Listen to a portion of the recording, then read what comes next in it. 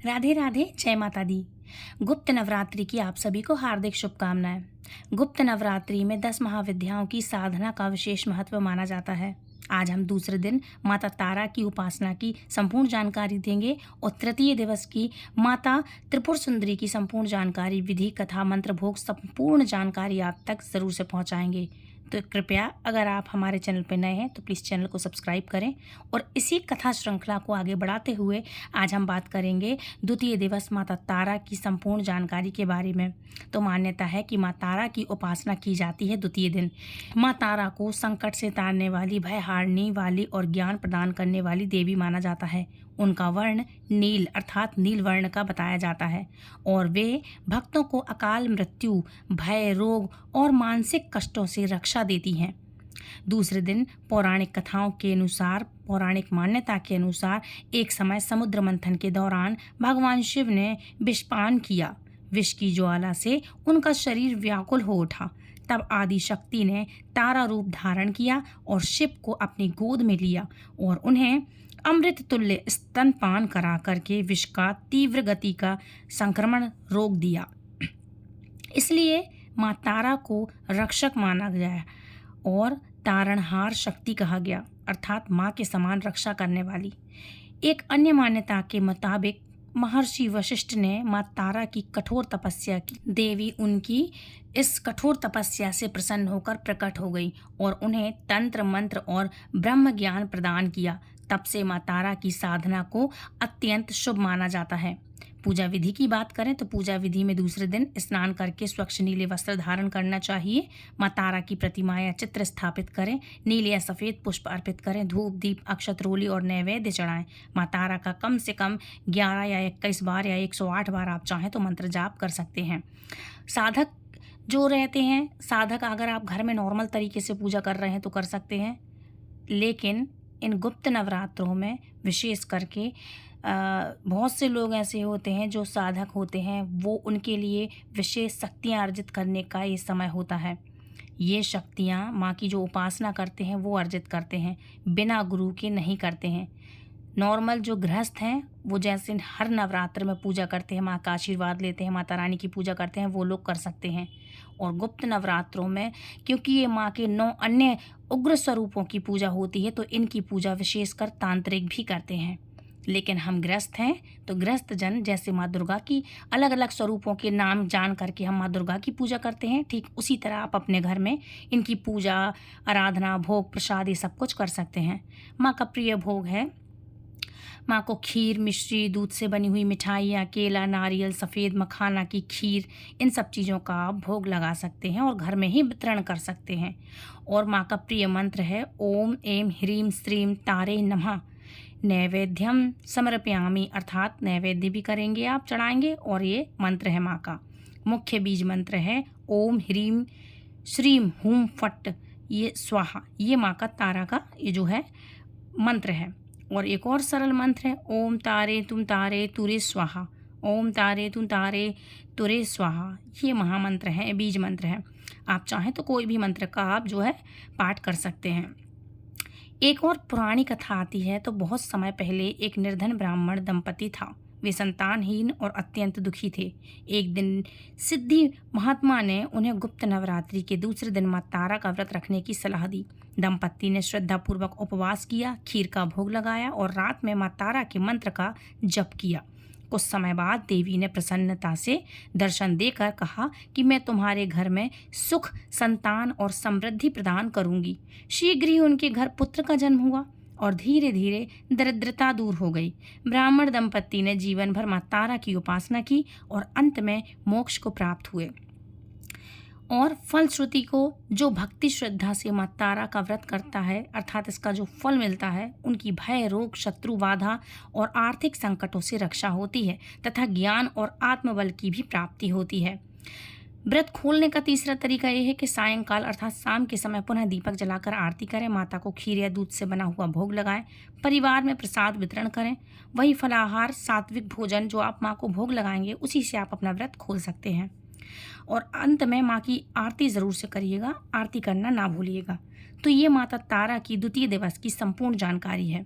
अब बात करेंगे तीसरे दिवस की अर्थात माता त्रिपुर सुंदरी की संपूर्ण जानकारी प्रिय भोग मंत्र कथा के बारे में। तो नवरात्रि के तीसरे दिवस माँ त्रिपुर सुंदरी की पूजा आराधना की जाती है। गुप्त नवरात्रि के 10 महाविद्याओं की तीसरी महाविद्या है माँ त्रिपुर सुंदरी, जिनको षोडशी महाविद्या, ललिता, अंबिका, राजेश्वरी की पूजा की जाती है। इन नामों से जानी जाती हैं। इन्हें सभी देवियों के सौंदर्य, करुणा, ऐश्वर्य, प्रेम, ज्ञान और मोक्ष प्रदान करने वाली आदि शक्ति माना गया है।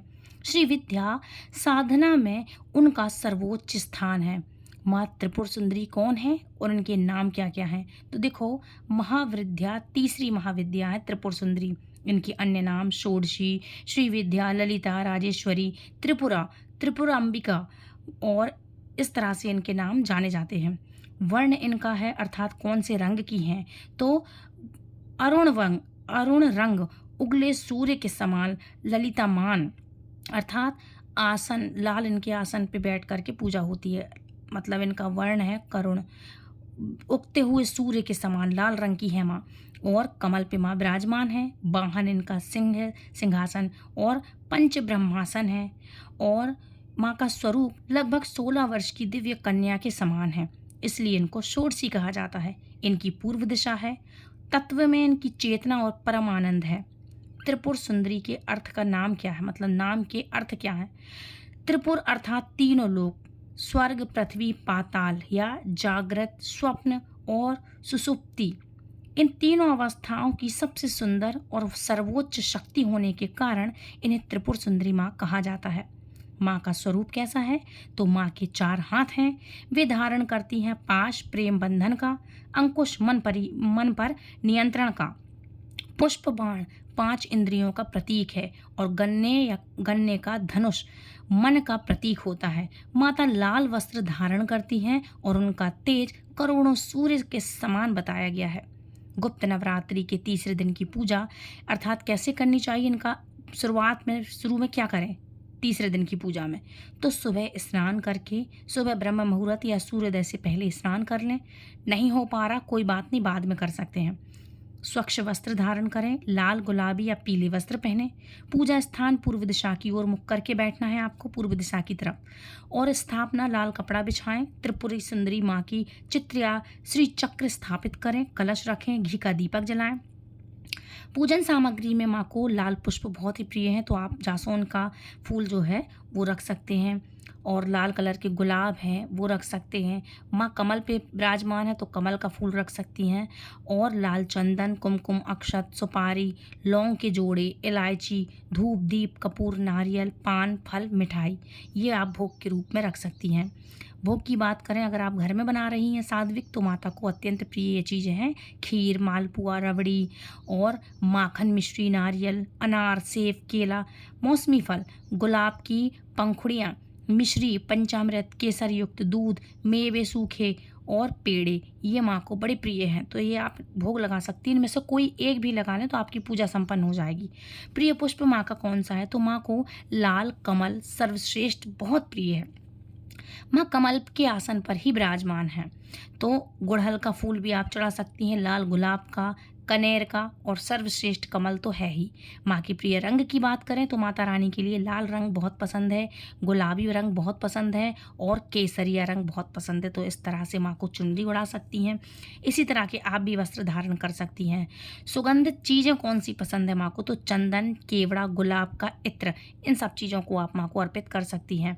पूजा के बीज मंत्र कौन से हैं माँ त्रिपुर सुंदरी के? तो माँ का बीज मंत्र है श्रीम ह्रीम क्लीम ऐं स्वाहा, ये माँ का बीज मंत्र है। और मूल मंत्र है ओम ऐं ह्रीम श्रीम त्रिपुर सुंदरी नमः, ये माता का मूल मंत्र है। श्री विद्या मंत्र कौन सा है माँ का? श्रीम ह्रीम क्लीम सौः, यह अत्यंत गूढ़ माना जाता है। पूर्ण महाविद्या मंत्र सामान्यतः योग गुरु से ही ग्रहण किया जाता है, अर्थात ये जो मंत्र बताया है मैंने, ये अपने गुरु की शिक्षा दीक्षा में ही लोग करते हैं।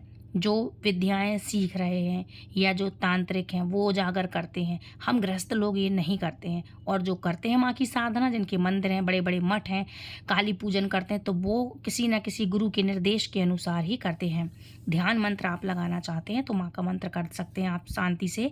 या देवी सर्वभूतेषु माँ शक्ति रूपेण संस्थिता नमस्तस्यै नमस्तस्यै नमस्तस्यै नमो नमः। इस तरह से आप माँ का ये मंत्र कर सकते हैं। अब बात करते हैं पौराणिक कथा के अनुसार। तो भांडासुर वध का इसका कारण बनता है। एक समय भगवान शिव द्वारा कामदेव भस्म हो गए। उनकी भस्म से भांडासुर नामक असुर उत्पन्न हुआ। उसने कठोर तप करके ब्रह्मा जी से वरदान प्राप्त किया और तीनों लोकों पर अधिकार कर लिया। देवता, ऋषि और धनुष और मनुष्य भी सभी उसके अत्याचारों से पीड़ित हो गए। तब देवताओं ने आदि शक्ति की आराधना की। यज्ञ की अग्नि से दिव्य लाल प्रकाश प्रकट हुआ और उसी तेज से माँ ललिता त्रिपुर सुंदरी प्रकट हुई। वे श्री चक्र रथ पर आरूढ़ हुई। उसके साथ उनके अनेक शक्तियाँ और देवताएं थीं और देवी थी।